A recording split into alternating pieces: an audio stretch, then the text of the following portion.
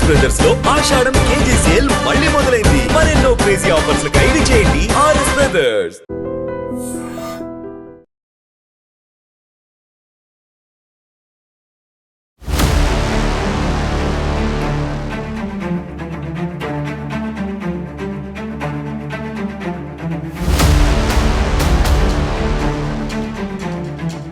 Big breaking ఇది. ఎందుకంటే అహ్మదాబాద్లో జరిగినటువంటి ఏరోప్లేన్ ఇన్సిడెంట్ని మనం ఎవ్వరం కూడా మర్చిపోలేదు. 270 మందికి పైగా ఆ విమాన ప్రమాదంలో ఎట్లా చనిపోయినరు, DNA టెస్ట్ చేస్తే కానీ వాళ్ళు ఎవరు ఏంటి తెలియనటువంటి పరిస్థితి ఉండే.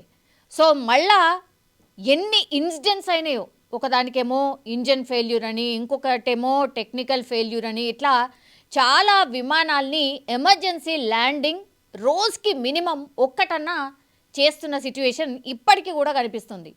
ఇట్లాంటి టైంలో మరో ఎయిర్ క్రాఫ్ట్, అది కూడా IAF air craft, jaguar air craft ఒక్కసారిగా కుప్పకూలిపోయింది. ఇది ఎక్కడ జరిగిందంటే రాజస్థాన్లోని చురు జిల్లాలో చోటు చేసుకుంది. చురు జిల్లాలో మారుమూల గ్రామ ప్రాంతాల్లో ఈ IAF జాగ్వార్ ఎయిర్ క్రాఫ్ట్ కుప్పకూలిపోయినటువంటి పరిస్థితి. అందులో ఒక ఇద్దరు పైలట్స్ ట్రావెల్ చేస్తూ ఉన్నారు.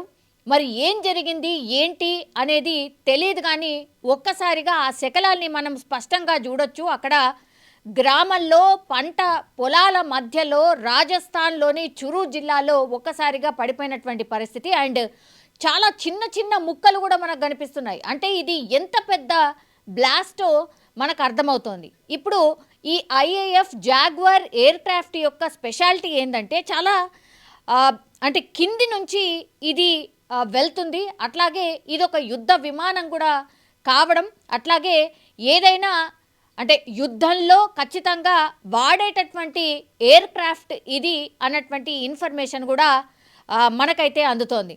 సో చాలా కింది నుంచి ఇది ట్రావెల్ చేస్తుంది ఒకటి, అండ్ ఒక్కసారి టార్గెట్ని ఫిక్స్ చేస్తే అది ఫినిష్ చేస్తుంది అనేది దీని యొక్క స్పెషాలిటీ.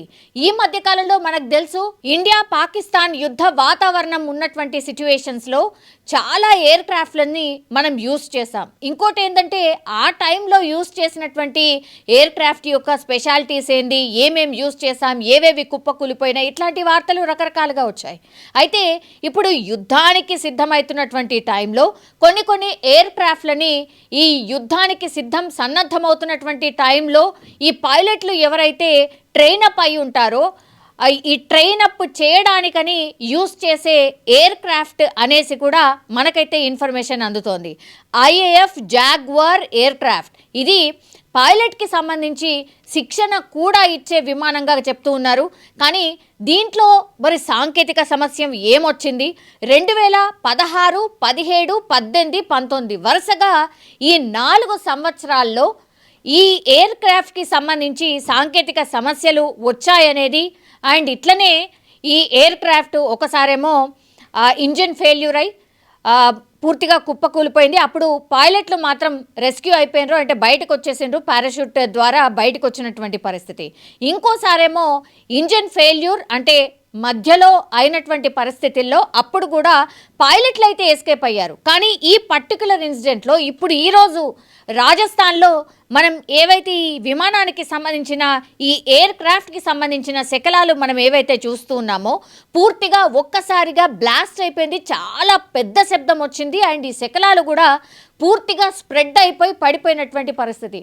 అప్పుడు ఆ టైంలో వీళ్ళందరూ అంటే ఇది ఒక గ్రామం కావడంతో చాలామంది పంట పొలాల్లో పని చేసుకున్నటువంటి టైంలో ఈ సంఘటన అయితే జరిగింది. ఒక్కసారిగా భయంతో పరుగులు తీశారు. ఇప్పుడేమో ఆ గ్రామస్తులు పూర్తి స్థాయిలో ఆందోళన వ్యక్తం చేస్తూ ఉన్నారు. ఇట్లా ఈ ఎయిర్ క్రాఫ్ట్ మేము పని చేసుకునే దగ్గర పడడం ఏంటి, మా మీద పడ్డం ఏంటి, మేము త్రుటిలో తప్పించుకున్నాము ఏంటి అని అక్కడికి వచ్చిన అధికారులకైతే ప్రశ్నలు కురిపిస్తున్నటువంటి సిట్యువేషన్.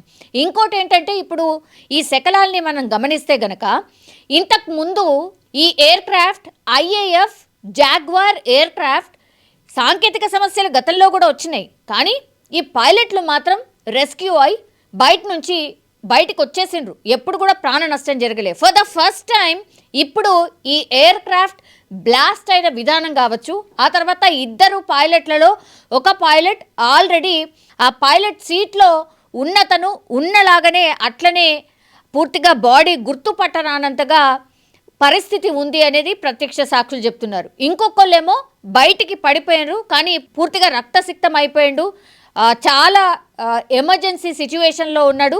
వెంటనే అతన్ని దగ్గరలో ఉన్నటువంటి హాస్పిటల్కి ఫోన్ చేసి హాస్పిటల్లో హాస్పిటల్కి తరలించినటువంటి పరిస్థితి అయితే కనిపిస్తోంది. సో ఇందులో ఇప్పుడు ఎవరైతే ఎస్కేప్ అయినరో పైలట్, ఎవరైతే ఈ హాస్పిటల్కి తరలించినరో ఆయన పరిస్థితి కూడా విషమంగా ఉన్నట్టు చెప్తూ ఉన్నారు. ఇప్పుడు ఈ ఎయిర్ క్రాఫ్ట్కి సంబంధించిన శకలాలు ఏవైతే ఉన్నాయో, బ్లాస్ట్ ఎక్కడైతే జరిగిందో ఆ ప్రాంతాన్ని కూడా పూర్తిగా ఈ ఎయిర్ ఫోర్స్కి సంబంధించిన సిబ్బంది, అధికారులు కావచ్చు, పూర్తిగా స్వాధీనం చేసుకున్నారు. అసలు ఈ ఇన్సిడెంట్ జరగడానికి రీజన్ ఏంటి?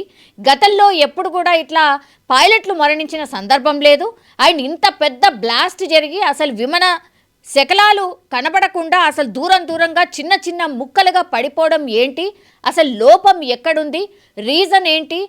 న్యాచురల్గా జరిగినటువంటి ఇన్సిడెంటా లేకపోతే సాంకేతిక లోపం ద్వారానా ఏమై ఉంటుంది అనేది పూర్తిగా క్షుణ్ణంగా పరిశీలించేందుకు గాను అధికారులు పూర్తి స్థాయిలో ఆ ప్లేస్నంతా కూడా స్వాధీనం చేసుకున్నారు. గ్రామస్తులు వాళ్ళ పంట పొలాలైనా సరే మీరు దూరంగా వెళ్ళిపోండి అని అక్కడ ఉన్నటువంటి ప్రదేశాన్ని పూర్తిగా ఖాళీ చేయించారు. ఎందుకంటే ప్రతి క్లూ కూడా వెరీ వెరీ ఇంపార్టెంట్. ఇవన్నీ యుద్ధానికి సంబంధించిన విమానాలు, యుద్ధంలో యూజ్ చేసే విమానాలు కావడంతో ఇట్లాంటి ఇన్సిడెంట్ని చాలా సీరియస్గా తీసుకుంటారు.